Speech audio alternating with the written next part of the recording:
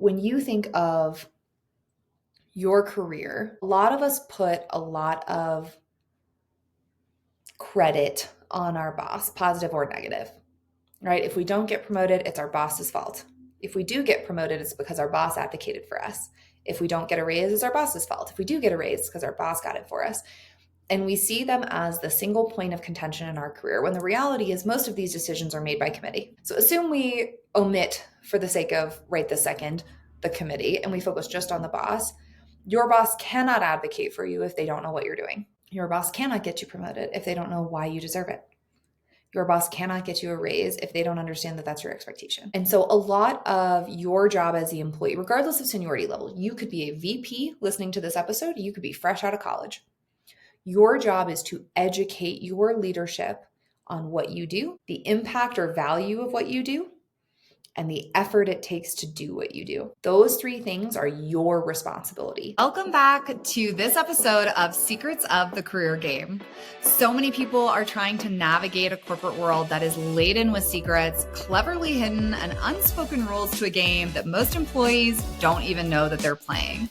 On this podcast, we try to give you a peek behind the curtains and some tips and tricks to ultimately make you successful in your career and help you progress a little bit faster. Hello, lovelies. Welcome back to another fabulous episode.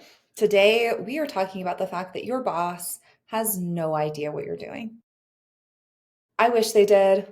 I wish it was possible for them to hold everything they have to do in their brains and everything that you're doing in your brain and be able to advocate for you. But the reality is, we are all limited by the amount of capacity that we have. So today's episode is a lot about what preconceived notions are there when it comes to leaning on our manager and having relationships with our manager. How can we optimize our career by networking and expanding our connections? And what does self-advocacy really look like when it comes to our boss? So a lot of the time I have clients come to me and they're like, well, I've spent a lot of time building a great relationship with my boss. He really loves me, or she thinks I'm great, and she totally knows what I'm working on. I'm like, yeah, no, they don't. Okay. And it's not because your boss isn't great. I have a great boss. He has no idea all the things I do because it's not his job. Okay. The reality is that if you step back and you think about yourself at work, I want you to talk through everything that you think another coworker does, or everything that you think somebody who works for you does, or everything that you think your boss does. And odds are you have assumptions about what they do. You can name the big things, right? The things that are either really visible or take a lot of their time and effort or interact with your specific job.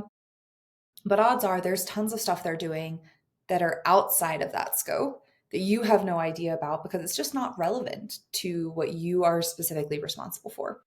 And this happens to our bosses too. All right. Let's say you run a team that oversees finance. Your boss probably knows about the reporting you produce. They probably know about the forecasting and budgeting process that you manage, and they probably know at least one problem that you're trying to solve. What they don't see is the 100 of manual accruals that you have to make, or the 5,500 invoice validations that you do, or the people management required. And the reason is they're just not close enough to your job to know those things unless they are a super micromanager. Now, if you work for a super micromanager, assume that this entire episode is about your boss's boss, okay? Because micromanagers do tend to know every single thing that you're working on because they don't know how to delegate effectively, and they don't know how to manage their time effectively. They don't know how to manage you effectively. And so they're too in the weeds and they know too much about what you're doing. Now, at a high level, can I tell you all the things that people on my team are working on? Sure. I'm a pretty engaged manager. We have biweekly touch points. They track their tasks in a specific format so that I'm able to ingest it easily and share it out with my leadership.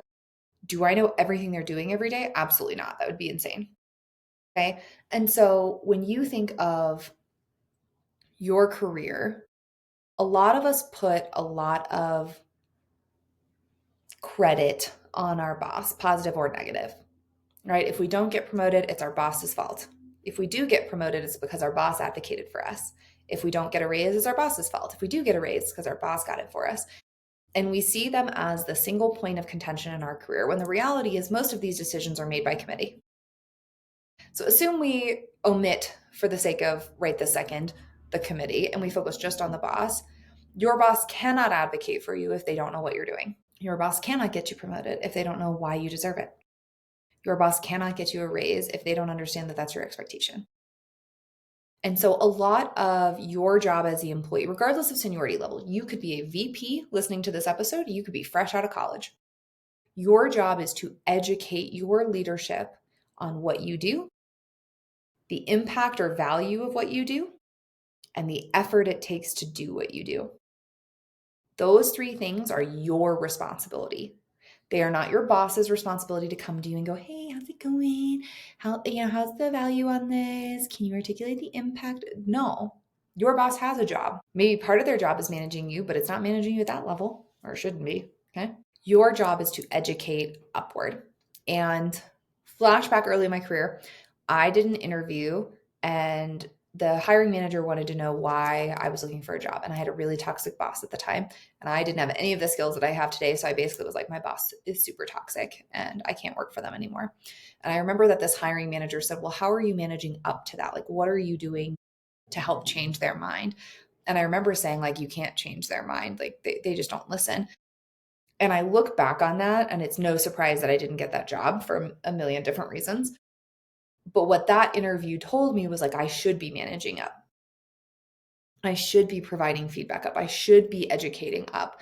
And I wasn't because I assumed it was my boss's job to extract that information for me, not my job to push that information to them.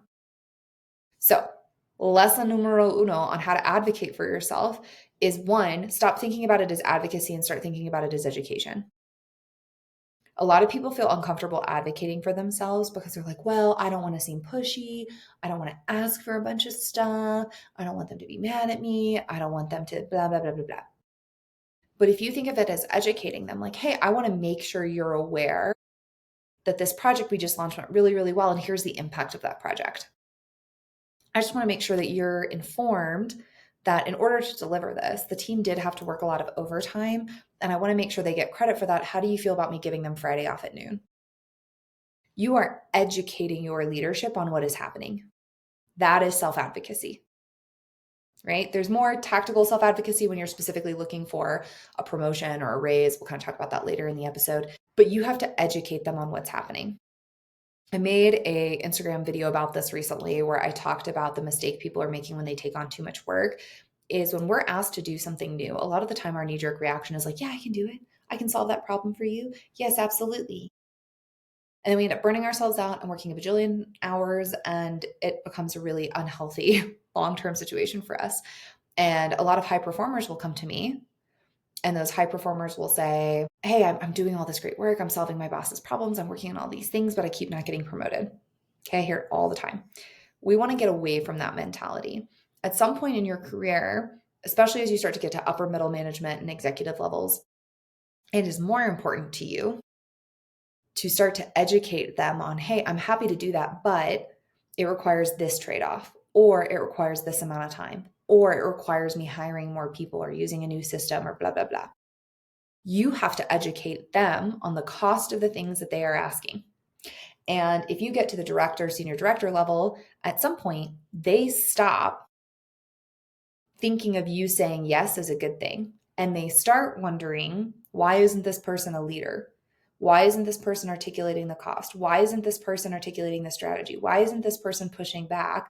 It becomes a negative thing. I see it happen all the time. High performers move up really quickly because they take on all this work. They do all this great stuff. They solve all these problems. And then they hit the director, senior director level, and their boss is like, you're doing too much.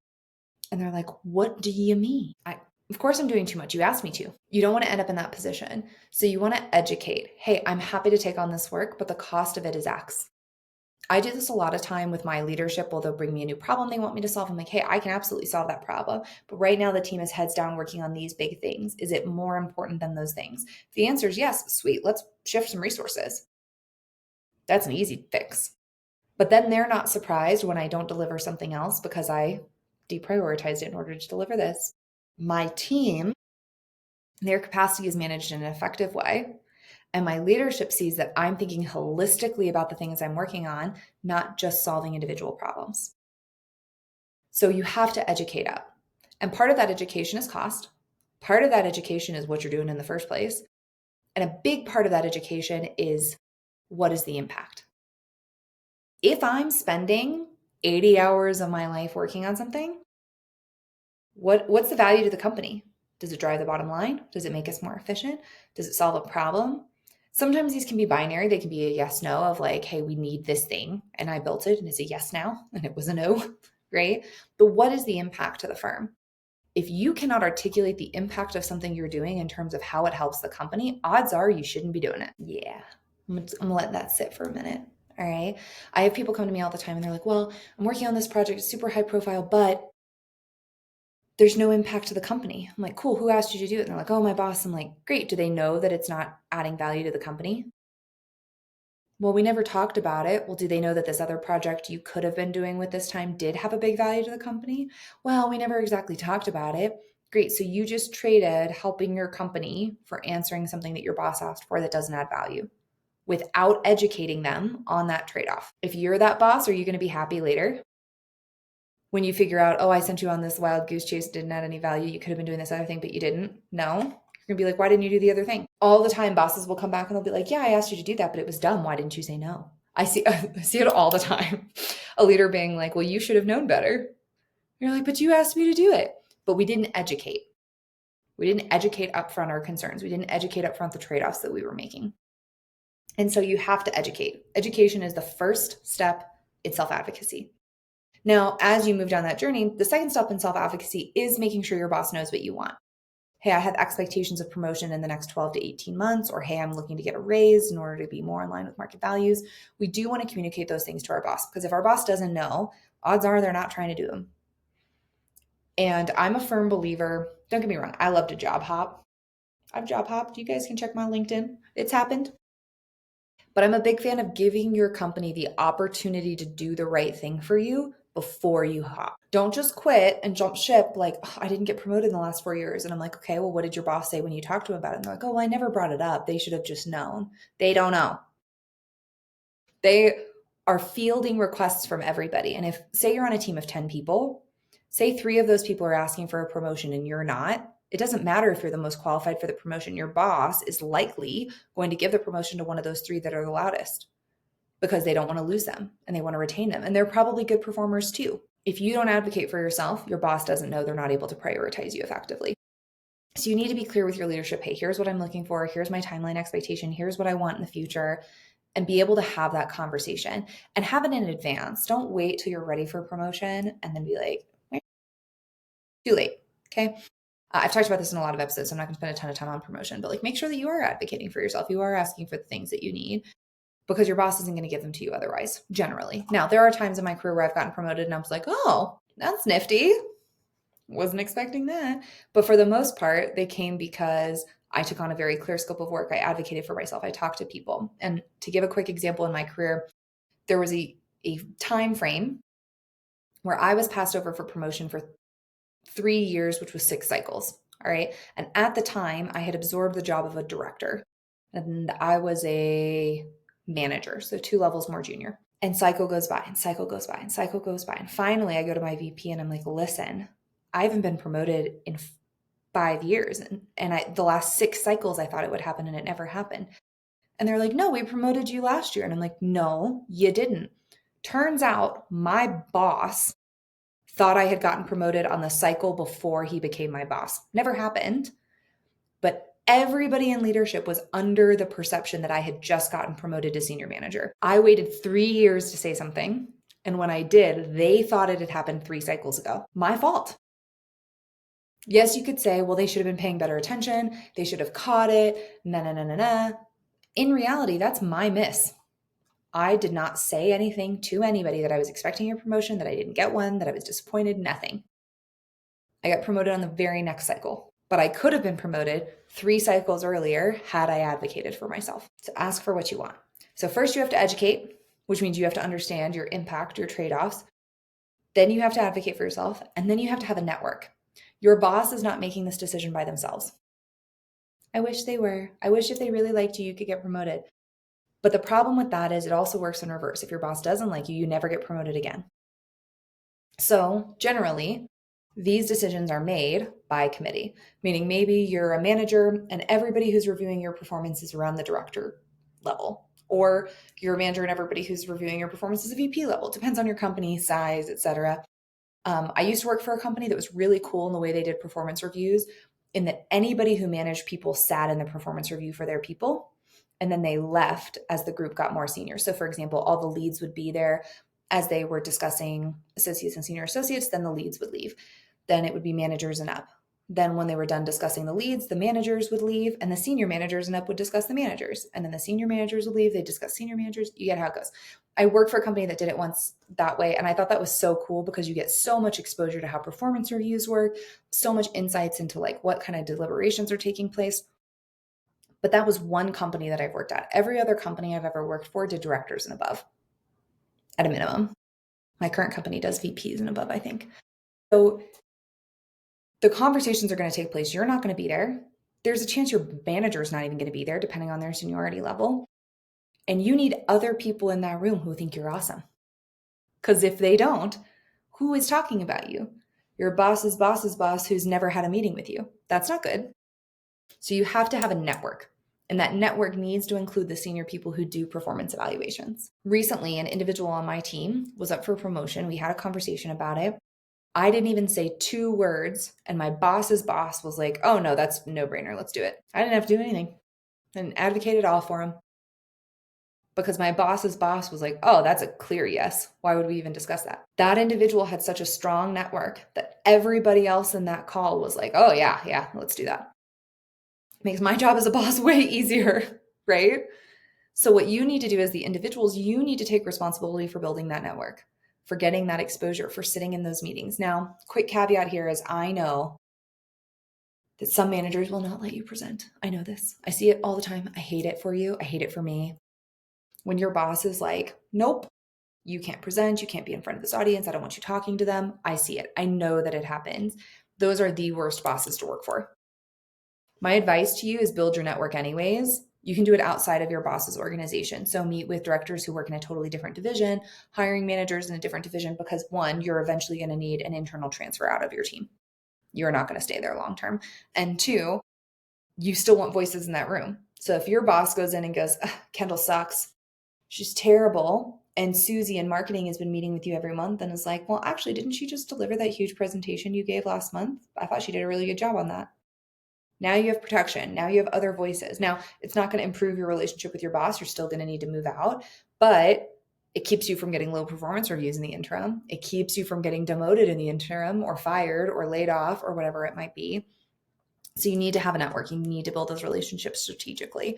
I'm not going to go into the how of that too much today because I have so many podcast episodes that are completely dedicated to how to build your network, how to nurture relationships, what to talk about in those calls. Again, we will link in the show notes. But the important thing to get out of today's episode is that your boss is not aware of the ins and outs of the complexity. And I don't just mean like your boss doesn't know how hard it is to do your job. Oh, it's so hard. It is probably, right? I'm not devalidating that. Invalidating that? I'm not invalidating that. But I do feel like devalidated should be a word. Share in the comments if devalidated is a word and should be a word. Anyhow, but what I'm saying is that you don't want to complain to your boss. You don't want to be that person that's like, oh, this is so hard. Oh, this doesn't work. You should be educating. Hey, I understand this thing that you want me to do. It makes perfect sense. I can see why it would be valuable. Unfortunately, the data we're working with isn't set up to be ingested that way. So in order to get it into what you're describing, it's going to take us 4 or 5 weeks of work to clean the infrastructure data first before we're able to build on top. Are you comfortable with a 6 to 8 week turnaround time for this? You have educated on what the problem is, the effort to fix it, and when you could expect a delivery. Then we have to weigh that against the impact to decide if that's even worth it, right? Especially if you work for any company right now who's talking about AI, which is probably every company, probably. Even if you work for a company that's talking about AI, I saw an image. We'll have to find it. I'll put it right here. It's like a bar of soap, and somebody has put a nozzle from a soap dispenser stuck into the bar of soap, and it says, when my boss tells me to fix a problem with AI. It's so true. So much of what leaders are doing right now is like, oh, you have this super bad data and this super complicated process and it doesn't work well at all. Like, Have AI do it. And I'm like, do you understand how complicated it is to build an AI model that can do what you're describing? That would be cray-cray. So if you work in a company in AI, again, we have to describe the effort and the complexity. One of the conversations I'm having a lot right now is, hey, I understand the need for AI. I think it's super valuable. We need to be intentional with where we apply it because it's not going to solve every problem. And I don't want the team wasting effort trying to solve a particular problem with AI when we could have gotten so much more leverage and efficiency somewhere else. That's where I want us to do it. Again, comes back to impact. And you as a leader, as a growing leader, as an emerging leader, as a strategic leader, want to be able to articulate these things. Quick caveat here. A huge part of self-advocacy and education and awareness comes down to communication. In all of the examples I've given you today on how to communicate, at no point did I ever say no. At no point did I ever say that's a dumb idea. At no point did I ever say it won't work. At no point did I say that's super hard and Steve sucks at data. If you want to be effective in your job and in your leadership, you cannot be negative. You need to educate in a positive way. And this comes down to communication, right? Hey, I'm happy to use AI in my space, but I want to make sure we get the impact and the lift that you're looking for. Spending a ton of time building a prompt engineering system on this particular issue is only going to save us about 15 minutes a month. But if I take a little more time, I could deliver something in this space, and that has the potential of saving us 6 to 8 hours. I think that would be a better use of our time, but I wanted to validate with you first. That is a positive. I'm not saying no, it won't work on process A, or no, that doesn't save us any time. I'm communicating the cost and trade-offs. If you want to get better at your career, if you want to develop as a leader, if you want potential growth opportunities, you must, under all circumstances, improve your communication. I know, I talk about this every episode. I'm sorry. I sucked at it. All right. I was terrible at communication. I am living proof that your communication can get better over time. The biggest tips for improving your communication are take self-ownership. When I make a mistake, I'm the first to say I made a mistake. I'm also going to tell you how I'm never going to make that mistake again, what processes I've put in place to prevent it, and how we're going to get through it this time. Positive. But I'm the first to admit that I made a mistake. If I need you to do something, or if I feel you're not doing something, I'm the first to take ownership for my part in that. Hey, I'm realizing in hindsight that my expectations were not very clearly set at the start of this project. What I really need from you is to deliver on XYZ. In return, I'm able to do ABC, which benefits all of us for the project, but I wanted to level set those expectations because I feel it was a miss at the start on my part.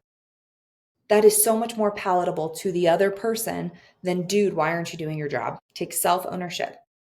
When you communicate concerns, negativity, risks, you do it in a positive way. This is a trade-off conversation. I can do anything. I tell my boss all the time, I can do anything you want. You want the moon? I can get you the moon. It's going to cost a lot, but I could do it. You want me to create AI models on all this? I can absolutely do it. Here's the cost. You must have a cost. You must have a trade-off. You must have what something needs to be done.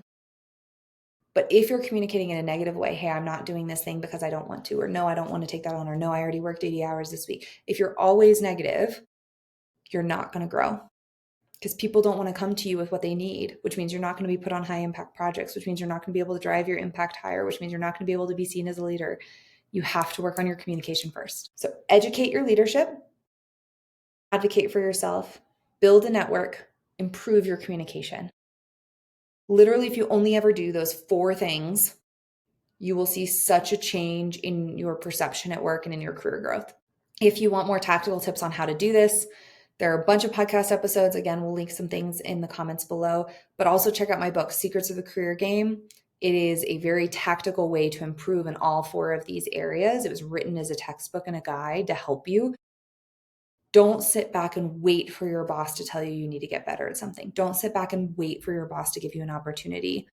Go for it. Make an effort. Be the CEO of your own career. That's when you're going to start to see things change. Hopefully you guys liked today's episode. If you have any questions, please leave them below in the comments. Otherwise, if you liked it, go ahead and give us 5 stars and check back in next week for another great episode.